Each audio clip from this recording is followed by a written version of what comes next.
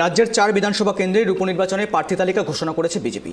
ইতিমধ্যেই রায়গঞ্জ অর্থাৎ গেরুয়া শিবিরের পক্ষ থেকে জানানো হয়েছে রায়গঞ্জের প্রার্থীর নামও। প্রার্থী করা হয়েছে মানুষ কুমার ঘোষকে। উল্লেখ্য, ইতিমধ্যেই প্রার্থী তালিকা ঘোষণা করেছে তৃণমূলও। লোকসভা নির্বাচনের পর রাজ্যে 4 বিধানসভা কেন্দ্রে উপনির্বাচন আর রাজনৈতিকভাবে অত্যন্ত তাৎপর্যপূর্ণ বলে মনে করা হচ্ছে রাজনৈতিক মহলের তরফ থেকে।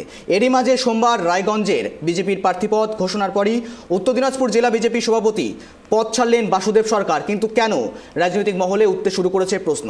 দেখুন, রায়গঞ্জ বিধানসভা উপনির্বাচনে প্রার্থী ঘোষণা বিজেপি। রায়গঞ্জে বিজেপির প্রার্থী মানুষ কুমার ঘোষ।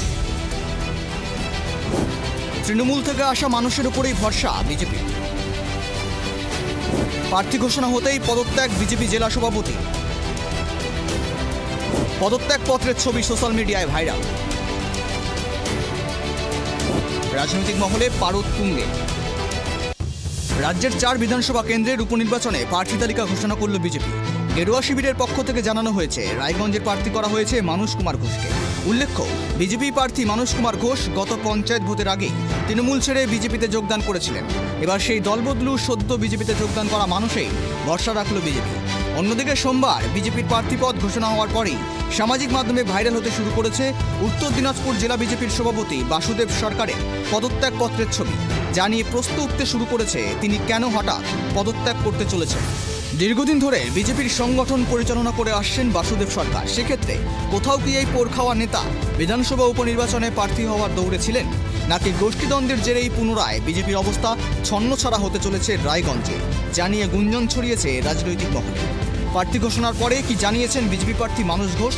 প্রথমেই আমি সর্বভারতীয় বিজেপির নেতৃত্বকে ধন্যবাদ জানাবো, রাজ্য নেতৃত্বকে ধন্যবাদ জানাবো এবং জেলার আমার যারা সহযোদ্ধা সবাইকে আমি অসংখ্য ধন্যবাদ জানাবো যে দল আমার উপরে এই আস্থা রেখেছে যখন, তখন নিশ্চয়ই লড়াই হবে। এখানে কৃষ্ণকল্যাণী কোনো ফ্যাক্টর হবে না, তৃণমূল কংগ্রেসও ফ্যাক্টর হবে না, কারণ রায়গঞ্জের মানুষের দ্বারা তিনি প্রত্যাখ্যাত হয়েছেন।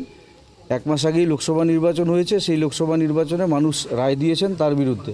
দল তৃণমূল কংগ্রেস আবার তাকে প্রার্থী করেছে।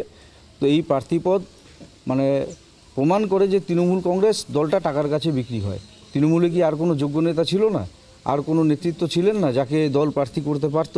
কিন্তু করেনি। দেখুন, মহেশ সেনগুপ্ত, আমি কংগ্রেস করতাম, যুব কংগ্রেসের আমি জেলা সভাপতি ছিলাম, উনি জেলা সভাপতি ছিলেন কংগ্রেসের। উনি নিশ্চয়ই গুরুজন প্রণম্য ব্যক্তি, ওনার প্রতি আমার ব্যক্তিগত জীবনে শ্রদ্ধা ছিল, আছে, থাকবে। কিন্তু রাজনৈতিক লড়াই রাজনৈতিক ময়দানে যেভাবে হয় ঠিক সেভাবেই হবে। অন্যদিকে বাসুদেব সরকার কি প্রতিক্রিয়া দিয়েছেন এই পদত্যাগের বিষয়ে?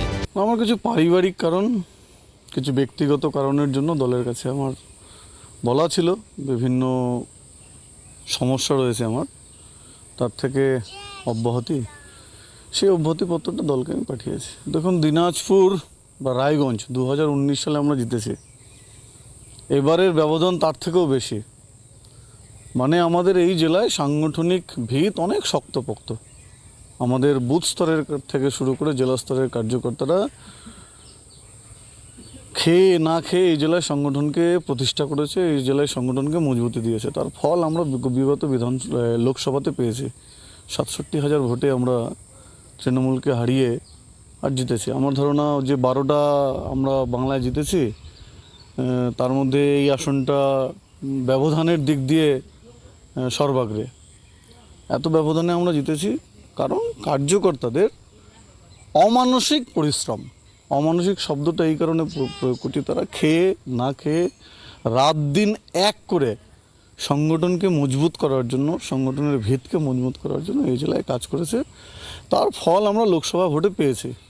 আর এর সমস্ত ক্রেডিট, এই সমস্ত আর শ্রেয় আর যায় আমাদের সেই দেব দুর্লভ কার্যকর্তাদের উপর, তাদের পরিশ্রমের ফল এটা।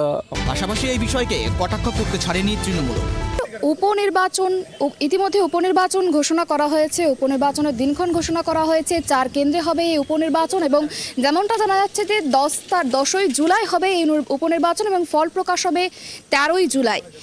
এই মুহূর্তে যেমনটা জানা যাচ্ছে যে তৃণমূলের পক্ষ থেকে কৃষ্ণের ওপরে ভরসা রেখেছে তৃণমূল সুপ্রিমো মমতা বন্দ্যোপাধ্যায়, অন্যদিকে বিজেপি প্রার্থী তালিকা আজ ঘোষণা করেছে এবং রায়গঞ্জে প্রার্থী দিয়েছে মানুষ কুমার ঘোষকে। আর এই প্রার্থী তালিকার পরেই একটি চাঞ্চল্যকর ঘটনা ঘটেছে, যা নিয়ে কিন্তু শোরগোল পড়ে গিয়েছে রাজনৈতিক মহলে। উপনির্বাচনের বিজেপির প্রার্থী তালিকা ঘোষণা করার পরেই পদত্যাগ করলেন জেলা সভাপতি বাসুদেব সরকার। আর এই পদত্যাগের পরেই প্রশ্ন উঠছে এবং নানা গুঞ্জন শোনা যাচ্ছে রাজনৈতিক মহলে যে বিজেপির প্রার্থী তালিকায় সম্ভাব্য প্রার্থী হিসাবে নাম ছিল বাসুদেব সরকারের, সেই নাম থাকার পরেও তিনি প্রার্থী হতে পারলেন না, তার পরিবর্তে প্রার্থী করা হয়েছে মানুষ কুমার ঘোষকে। সেক্ষেত্রে কোথাও গিয়ে একটা প্রশ্ন উঠছে, প্রার্থী তালিকায় নাম থাকার পরেও প্রার্থী না হতে পারার কারণেই কি তিনি পদত্যাগ করলেন? গুঞ্জন শোনা যাচ্ছে রাজনৈতিক মহলে। ক্যামেরায় নিবাস বর্মনের সঙ্গে সুপর্ণা ঘোষের report, tribe TV Bangla, Raiganj.